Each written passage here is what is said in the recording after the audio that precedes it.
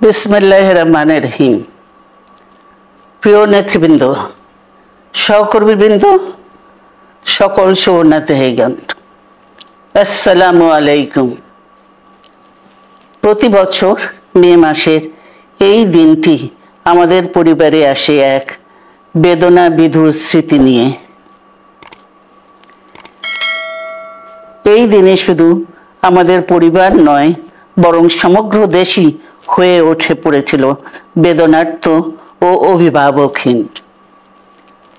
আমাদের প্রিয় মাতৃভূমি বাংলাদেশের জন্মের সাথে জড়িয়ে থাকা এক অবিচ্ছেদ্য নাম শহীদ প্রেসিডেন্ট জিয়াউর রহমান, যে চট্টগ্রাম থেকে স্বাধীনতার ঘোষণা করে তিনি এ দেশের সাথে তার নাম অবিচ্ছেদ্য করেছিলেন।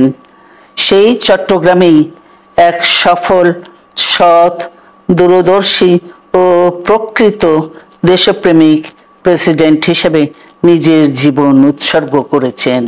এদেশে গণতন্ত্র, স্বাধীনতা, সংবাদপত্র ও বিচার বিভাগের স্বাধীনতা, স্বনির্ভরতা ও উন্নয়ন এবং নিজস্ব জাতীয়তাবাদ সৃষ্টির অনন্য রূপকার শহীদ জিয়া, যে গণতন্ত্র প্রতিষ্ঠা আর সার্বভৌমত্ব রক্ষার লড়াইয়ে তিনি শাহাদাত বরণ করেছেন, সেই গণতন্ত্র নিরবচ্ছিন্ন যাত্রা আজও বাধাগ্রস্ত হচ্ছে প্রতি পদে পদে। খুব শীঘ্রই আমরা বাংলাদেশকে গণতন্ত্রে পুনঃপ্রতিষ্ঠিত দেখতে পাব।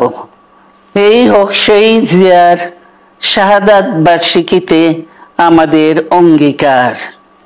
এই লক্ষ্যে সুশৃঙ্খলভাবে এগিয়ে চলার জন্য আমি বিএনপির সকল পর্যায়ের নেতা কর্মী ও দেশবাসীর প্রতি আহ্বান জানাচ্ছি।